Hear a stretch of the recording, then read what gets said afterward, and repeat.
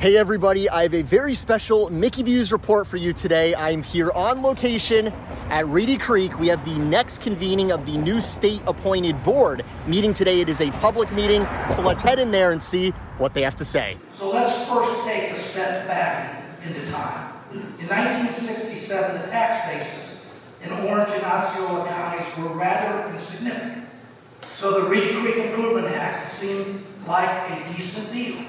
In exchange for special privileges, Disney would construct its kingdom to draw tourists, spark industry, generate jobs and revenue. But nobody, except other than perhaps Disney, believed that the act would live in perpetuity. Lo and behold, the increasingly powerful corporation was able to fortify its sweetheart deal through powerful lobbying and clever marketing for decades. Above all, because nobody in Tallahassee was willing to shine a light on this arrangement. Then Governor Ron DeSantis courageously, and I repeat, courageously called it out for betraying not only fair market competition, but also the citizens of Florida. As such, it is especially shameful that Disney decided to take adversarial actions against the district even before this board was constituted. Before we learned about Disney's illegal contracts, created at the 11th hour, our board was genuinely looking forward to working with Disney in a productive and collaborative manner to improve the functioning of the district. Instead, the corporation decided that compromise was out of the question. It was Disney's way or the highway. This is why we were forced to hire a litigation counsel, and you will hear more about that in this meeting. Regardless of your politics, nobody should favor outdated legislation that elevates a corporation above the public good.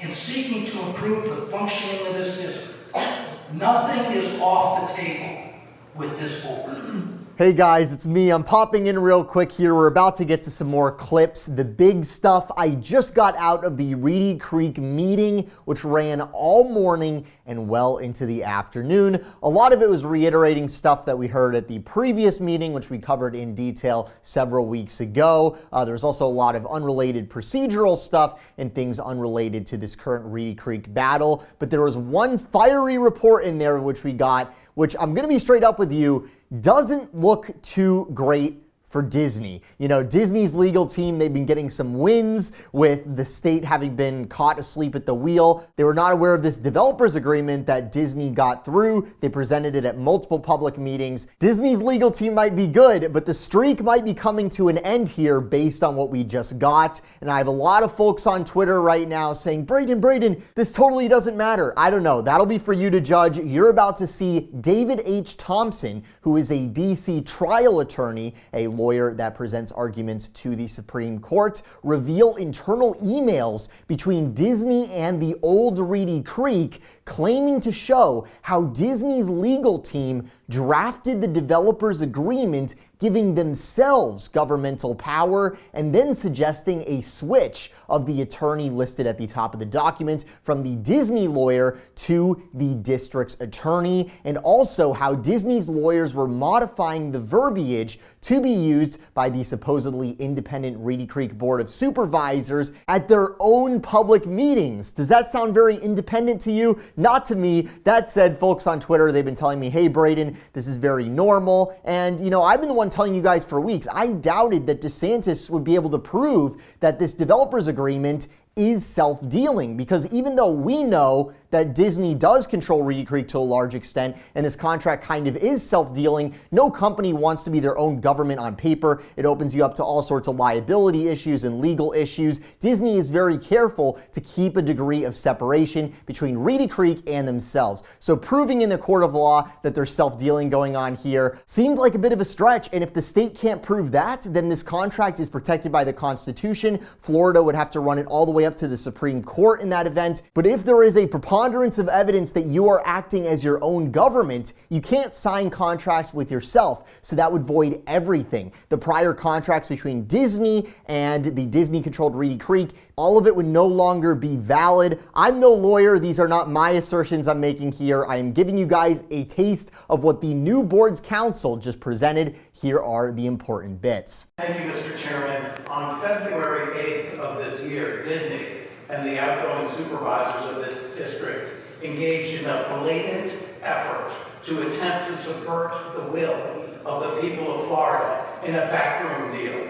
For over 50 years, Disney had enjoyed a sweetheart deal that exempted it from the type of government regulation that every other business in the state complies with. The Florida legislature and Governor DeSantis sought to end that special treatment. They were committed to having Disney treated the same as all other businesses in the state. Disney responded by engaging in an illegal and indeed unconstitutional effort to extend the life of its sweetheart deal. But Disney's efforts are riddled with illegality, and they will not withstand judicial scrutiny. Procedurally, Disney and the prior board failed to adhere to the state sunshine laws. Specifically, they failed to mail notice to the other property owners in the district. The obligation to make such a mailing is crystal clear under the law of Florida, and Disney's failure dooms their entire effort to evade the will of the people of Florida. And there's a second procedural flaw in Disney's efforts. Under Florida law, a development agreement of this type can be entered into only if the district has put in place procedures to adopt such an agreement. And the Reedy Creek Improvement District neglected to do so. There are no such procedures in this district, and these purported contracts are therefore null and void for that reason alone. Substantively, the agreements are unconstitutional, and I'd like to show a series of slides that we've unearthed in our investigation. These are internal emails that we have discovered since we've been retained.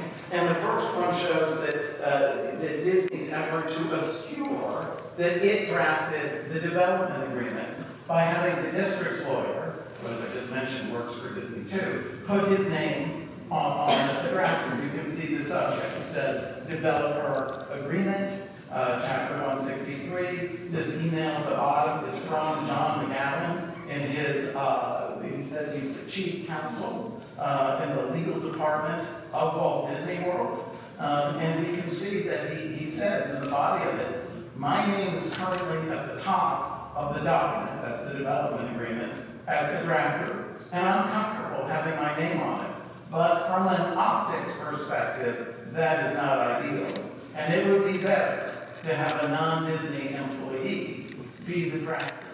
So we see Disney doing the drafting and then trying to cover it up right away. And if we look at the next slide, we'll see the same was true of the restricted covenants. Here we can see that originally it says that it's John McGowan, that's the in-house Disney lawyer we just saw.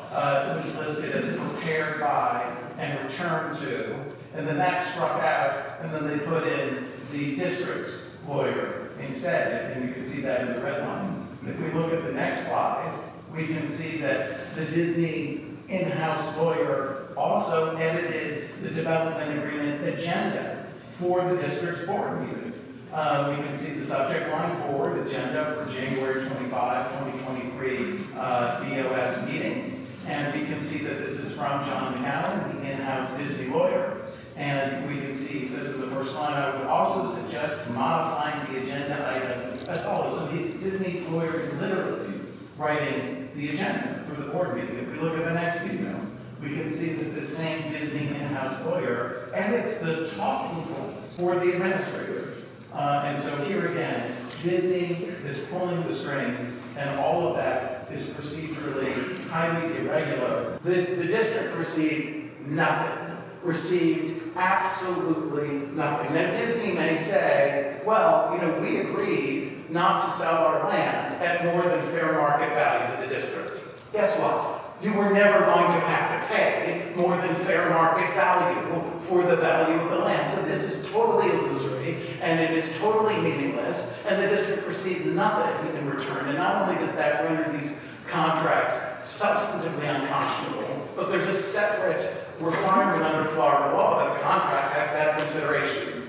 And these contracts do not have that. So everyone, let me know what you guys think about all of that. I found the emails part pretty shocking, not because we didn't know Reedy Creek and Disney were in bed together, we all know that, but proving it is another matter. And I thought that's where Disney would just run circles around the state, where the state would just not be able to find any evidence. You know, if there was collusion between Reedy Creek and Disney, you know, they did it at IHOP over pancakes in some other city, something that really can't be traced or detected or something like that. So what's shocking here to me is that they've already found some kind of evidence here in their own email systems, just the Reedy Creek email systems. They really haven't gone much farther than that yet, and they are already finding stuff like this, evidence that seems to be pointing towards the fact that Disney exerts a ton of control over Reedy Creek, if not running it completely. A lot of Disney defenders on Twitter are telling me, hey Brayden, you know, developers give their own oversight talking points all the time. I'm sure that's the case. I wouldn't be surprised at all. We know how the world works. I'm just here to give you guys the characterization that was just made by this trial attorney who is definitely not a nobody.